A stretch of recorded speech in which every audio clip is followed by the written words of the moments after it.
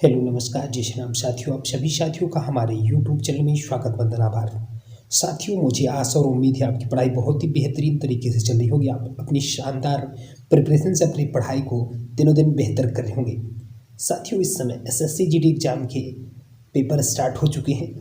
आप लोग बढ़िया तरीके से मेहनत कर रहे होंगे और जिन विद्यार्थियों के पेपर अभी नहीं हुए हैं, जिन विद्यार्थियों के आने वाले समय पेपर हैं, उनको काफ़ी ध्यान देने की आवश्यकता है। उनको किस तरह से प्रिपरेशन करनी है उसी आधार पर आज हम चर्चा करेंगे और उसी आधार पर आपके क्वेश्चन सेट किए गए हैं।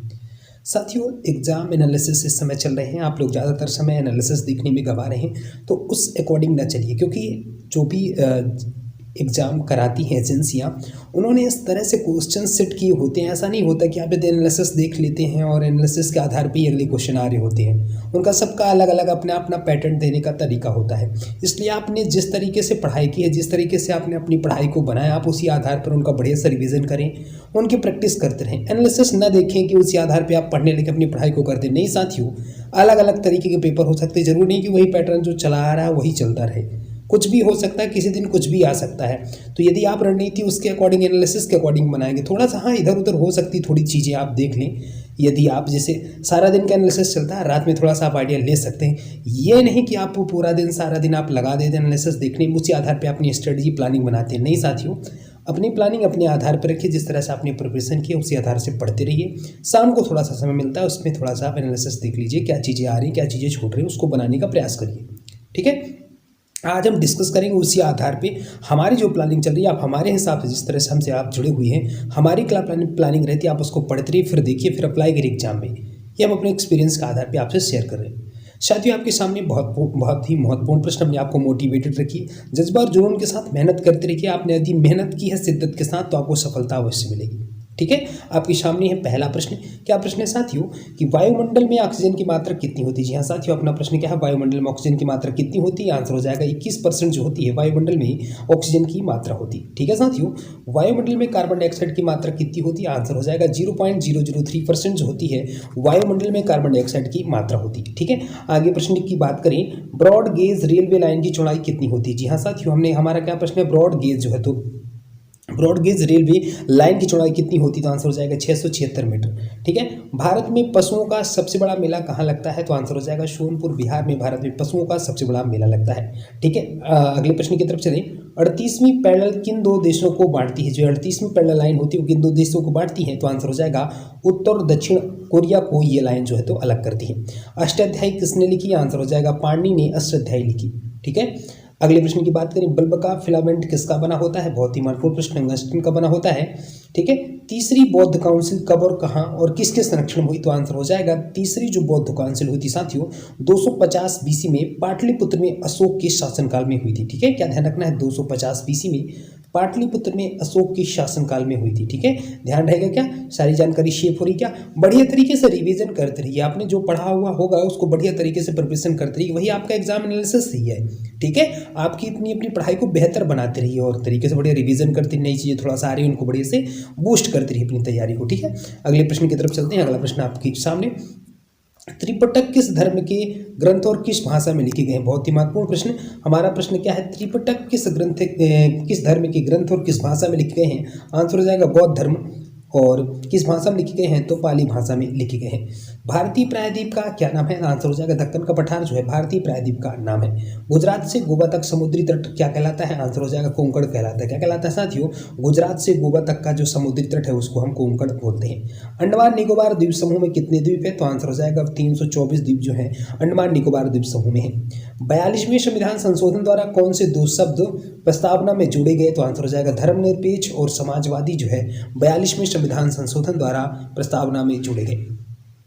अगले प्रश्न की बात करते हैं, 1 रुपए के नोट पर किसके हस्ताक्षर होते हैं। तो आंसर हो जाएगा सचिव वित्त मंत्रालय के जो है तो 1 रुपए के नोट पर हस्ताक्षर होते हैं।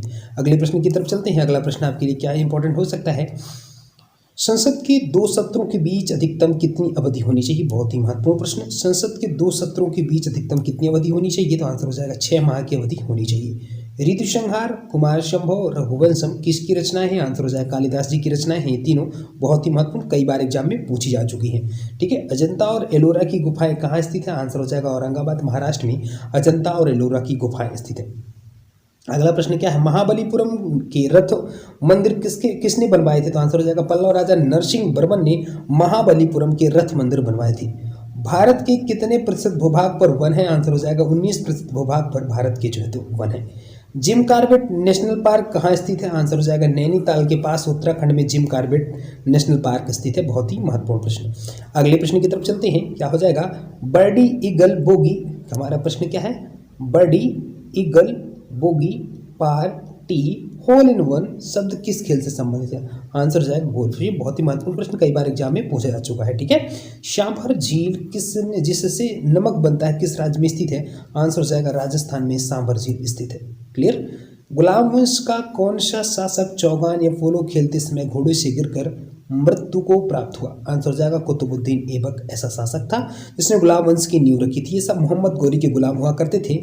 1206 ईस्वी में ही दिल्ली सल्तनत की जो है तो शुरुआत होती है। उसकी शुरुआत किसने की थी? कुतुबुद्दीन ऐबक ने की थी। क्लियर। अगले प्रश्न की तरफ चलते हैं। गीत गोविंद किसने लिखी? आंसर हो जाएगा जयदेव ने गीत गोविंद लिखी। खजुराहो के मंदिर किस वंश के शासक ने बनवाए थे? आंसर हो जाएगा चंदेल वंश के शासक ने खजुराहो के जैन मंदिर बनवाए थे, मतलब खजुराहो के मंदिर का निर्माण जिसका चंदेल शासकों ने बनवाया था। क्लियर। अगले प्रश्न की तरफ चलते हैं। विजयनगर साम्राज्य की स्थापना कब और किसने की? महत्वपूर्ण प्रश्न। विजयनगर साम्राज्य की स्थापना कब और किसने की? आंसर हो जाएगा 1336 में हरिहर और बुक्का ने विजयनगर साम्राज्य की स्थापना की। यह विजयनगर कहाँ स्थित है? तो ये भी ध्यान रखिएगा, विजयनगर कर्नाटका में स्थित है। घना पक्षी विहार कहाँ स्थित है? आंसर हो जाएगा भरतपुर राजस्थान में घना पक्षी विहार स्थित है। क्लियरली कोई दिक्कत कोई परेशानी नहीं होनी चाहिए। शायद यदि आप लोग को हमारी वीडियो अच्छी लग रही हो, हमारी बातें आपको बढ़िया से लग रही हो, तो हमारे चैनल को लाइक्स और सब्सक्राइब जरूर करिएगा। भारत में जंगली गधे कहाँ पाए जाते हैं? आंसर हो जाएगा कच्छ केरल गुजरात में जो है तो जंगली गधे पाए जाते हैं। क्लियरली। मीन कैम्प यानी बोले तो मेरा संघर्ष किसकी जीवनी है? तो एडोल्फ हिटलर की। बहुत ही महत्वपूर्ण जीवनी है, कई बार एग्जाम में पूछी जा चुकी है, बहुत ही महत्वपूर्ण प्रश्न है। दास कैपिटल किसकी रचना है? आंसर हो जाएगा कार्ल मार्क्स। ये भी बहुत महत्वपूर्ण पुस्तक है जो कई बार एग्जाम में पूछी जा चुकी है। फिर से एक बार रिवीजन करवा देता हूँ। मीन कैम्प यानी मेरा संघर्ष किसकी जीवनी है? तो आंसर हो जाएगा एडोल्फ हिटलर की है। और दास कैपिटल की यदि मैं बात करूँ तो ये किसकी पुस्तक है? कार्ल मार्क्स की है। क्लियरली। महमूद गजनवी ने सोमनाथ मंदिर को कब लूटा था? तो आंसर हो जाएगा 1025 ईस्वी में महमूद गजनवी ने सोमनाथ मंदिर को लूटा था। क्लियरली। कौन सा अभ्यारण्य एक सींग वाले गैंडों के लिए प्रसिद्ध है? तो आंसर हो जाएगा काजीरंगा जो अभ्यारण्य है वह एक सींग वाले गैंडों के लिए प्रसिद्ध है। क्लियरली। रिपब्लिक पुस्तक किसने लिखी? जी हाँ साथियों, रिपब्लिक पुस्तक किसने लिखी? हमारा प्रश्न क्या है, रिपब्लिक पुस्तक किसने लिखी? आंसर हो जाएगा प्लेटो ने रिपब्लिक पुस्तक लिखी। क्लियर। तैमूर लंग ने दिल्ली को कब लूटा था? तो आंसर हो जाएगा 1398 ईस्वी में तैमूर लंग ने दिल्ली को लूटा था। बढ़िया से ध्यान रखिएगा। अगले प्रश्न की तरफ चलते हैं। ओलंपिक खेलों में हॉकी कब शामिल किया गया? जी हाँ साथियों, ओलंपिक खेलों में हॉकी को कब शामिल किया गया? तो आंसर हो जाएगा 1928 एम्स्टर्डम हॉलैंड की ओलंपिक में जो है तो हॉकी को सम्मिलित किया गया। एक बार फिर से रिपीट करवा देता हूँ। ओलंपिक खेलों में हॉकी को कब शामिल किया गया? तो अपना आंसर क्या हो जाएगा? 1928। कहाँ का था? एम्स्टर्डम हॉलैंड ओलंपिक में हॉकी को सम्मिलित किया गया था पहली बार। शेरशाह सूरी को कहाँ दफनाया गया? सासाराम बिहार में। कई बार एग्जाम में प्रश्न पूछा जा चुका है। न्यूट्रॉन की खोज किसने की? तो आंसर हो जाएगा न्यूट्रॉन की खोज किसने की? तो आंसर हो जाएगा जेम्स चैडविक ने न्यूट्रॉन की खोज की। परमाणु रिएक्टर में मंदक के रूप में किसका प्रयोग किया जाता है? आंसर हो जाएगा भारी पानी और ग्रेफाइट का जो है तो प्रयोग परमाणु रिएक्टर में मंदक के रूप में किया जाता है। विश्व का सबसे छोटा महाद्वीप कौन सा है? आंसर हो जाएगा ऑस्ट्रेलिया महाद्वीप विश्व का सबसे छोटा महाद्वीप है। शीशी की स्थापना किस वर्ष हुई? तो आंसर हो जाएगा 1498 में शीशी की स्थापना हुई। अमजद अली खां कौन सा वाद्य यंत्र बजाते थे? तो आंसर हो जाएगा शरूद बजाते थे। क्या बजाते थे? अमजद अली खां जो है तो कौन सा वाद्य यंत्र बजाते थे? तो आंसर हो जाएगा शरूद। क्लियर।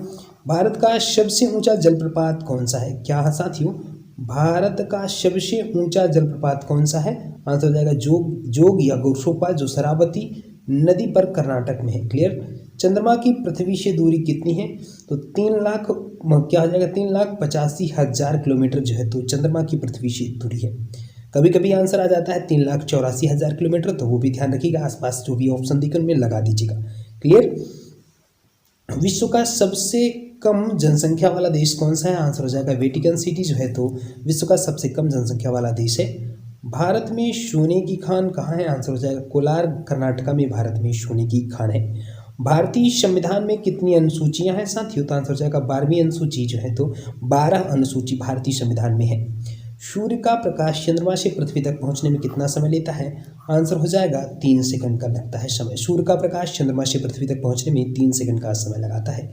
पन्ना मध्य प्रदेश की खाने किसके लिए प्रसिद्ध है? तो आंसर हो जाएगा हीरा के लिए जो है तो पन्ना मध्य प्रदेश की खाने प्रसिद्ध है।